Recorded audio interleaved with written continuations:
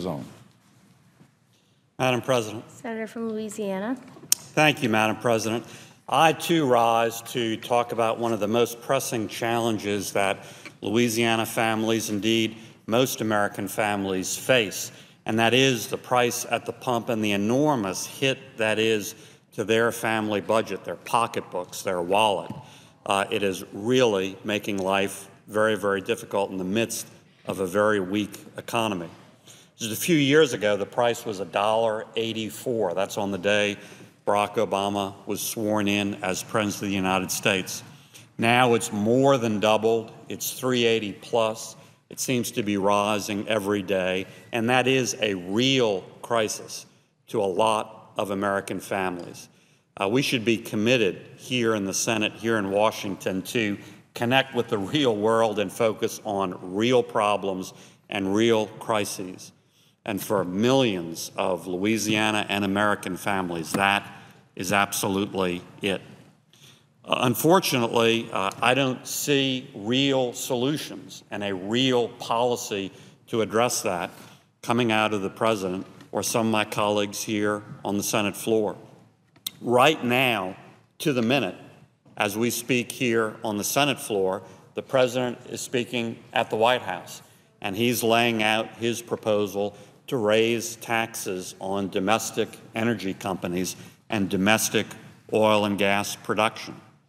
That's not a policy that's going to help Louisiana American families with the price at the pump. In fact, it's a policy that's going to make it worse and not better. Folks get it in the real world. They certainly do in Louisiana. When you increase taxes on something, those are costs that almost every business, if they possibly can, are going to pass on to consumers. That's pushing prices up, not down. It's also the first rule of economics. As my colleague from Georgia said, supply and demand. If you tax something more, you get less of it. If we increase taxes on domestic energy producers, on domestic oil and gas, we will get less of it.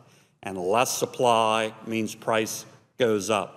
So two compelling reasons why this proposal isn't going to help Louisiana families, American families with their struggles with the price at the pump. It's going to make it even worse when it's been getting worse on its own for a lot of related reasons very, very dramatically.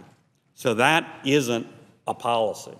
That isn't a common sense or a real world solution. Likewise, one of the few other things I've heard from the President in terms of this is essentially begging other countries to increase their production. And I don't think that is a policy or a policy worthy of America either. I think the perfect symbol for that approach is the President bowing to the princes of Saudi Arabia. It's a symbol of his approach to trying to deal with price at the pump, and it's not good enough, and it's not worthy of the American people. Other folks have also adopted this approach. Senator Schumer, our colleague in this chamber, recently wrote Secretary of State Clinton, in fact, February 28, 2012, just a few weeks ago, quote, "To address this situation," meaning the price at the pump, "I urge the State Department to work with the government of Saudi Arabia to increase its oil production, as they are currently producing well under their capacity." Begging Saudi Arabia. That's not an adequate solution, and it's not a policy worthy of America. President Obama's own Energy Secretary, Secretary Chu, said even more recently, March 20th of this year, quote, "We're very grateful that Saudi Arabia has extra capacity, and I feel confident that it can fulfill any potential deficits, at least the way the current markets are now, the current demand, I should say, are now." Again, begging Saudi Arabia, begging the Middle East, begging other countries. That's not an adequate policy, and it's not a policy worthy of America. President Obama's done a world tour doing some of this in other countries. Notably, in March 20th in 2011, when my part of the country was still struggling with a de facto moratorium in the Gulf of Mexico, a permit logjam blocking us from producing good, reliable American energy, putting Americans, Louisianians to work, the president went to Brazil to beg them to produce their resources and to promise them that the United States would be a great customer. Quote, "We want to help you with the technology and support to develop these oil reserves safely. And when you're ready to start selling, we want to be one of your best customers. At a time when we've been reminded how easily instability in other parts of the world can affect the price of oil, the United States could not be happier with the potential for a new, stable source of energy," close quote, meaning drilling in Brazil. I have to tell you, this was like rubbing salt in the wound to most Louisianians. As I said, this was March 2011, a year ago, and we were still suffering from a continuing de facto moratorium that the president had imposed following the BP incident. And so he was going to Brazil, urging them to drill, urging them to explore, committing America to that, and refusing to do it in America in the Gulf of Mexico. That's not a common sense solution. That's not a real world policy. That's not a policy worthy of America. None of this begging is. Now, Madam President, other countries do have an energy policy, and it's not begging. It's developing. It's controlling their own future.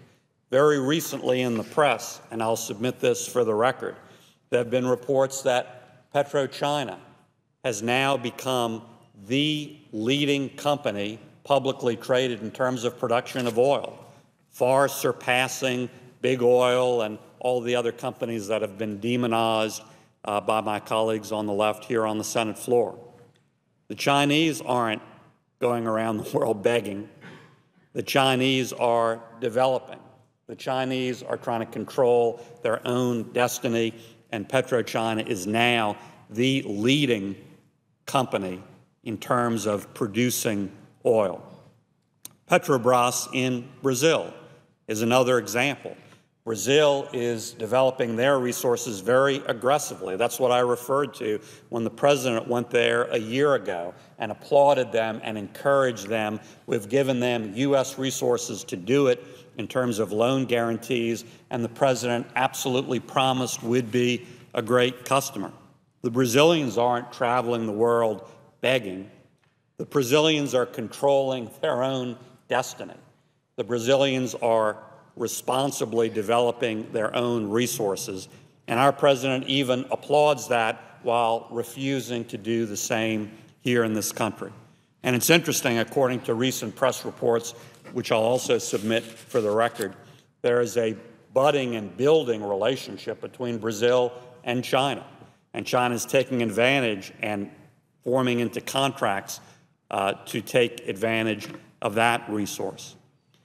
We should learn a thing or two from other folks around the world, and we shouldn't just beg. We should build and develop. We should take our own future into our own hands. And we have an enormous opportunity to do that. Madam President, the United States is actually the single most energy-rich country in the world, bar none. When you look at total energy resources, we lead the world. Russia is second. Other countries follow way behind. Saudi Arabia is third, but cannot compare in terms of total resources. No Middle Eastern country can, and China is below that. We have the resources. We're the single most energy-rich country in the world. This map shows it. Enormous reserves, particularly shale in the West, natural gas in finds on land and offshore, enormous potential and reserves of oil, hundreds of years' worth, literally. So what's the problem? The problem is we're the only country in the world that puts well over 90% of those resources off limits and doesn't develop them. But we can do better. We can reasonably, responsibly, safely open up that access. We can do what Brazil is doing. We can do what China is doing. We don't have to beg. We can have a policy worthy of America and Americans. We can take control of our own destiny. And what will that mean? It'll mean great U.S. jobs, which by definition can't be outsourced. You can't have a domestic energy job producing good, reliable energy here in the United States and outsource it to China or India. We'll build more energy independence, not having to beg Saudi Arabia or go to Brazil as a customer or anything else.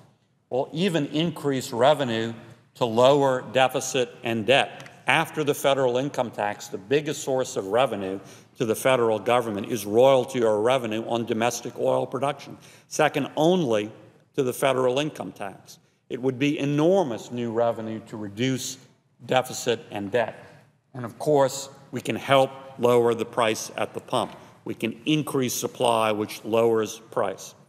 So, Madam President, I urge us to do what the American people want us to do, to adopt common sense, to adopt a real policy, to take control of our own destiny.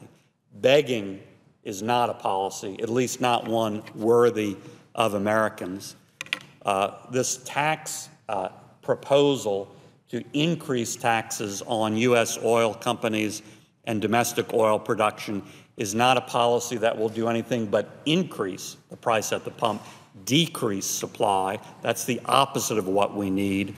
Let's do what will make a difference, increase supply, control our own destiny, do more right here at home. With that, Madam President, I yield back the floor.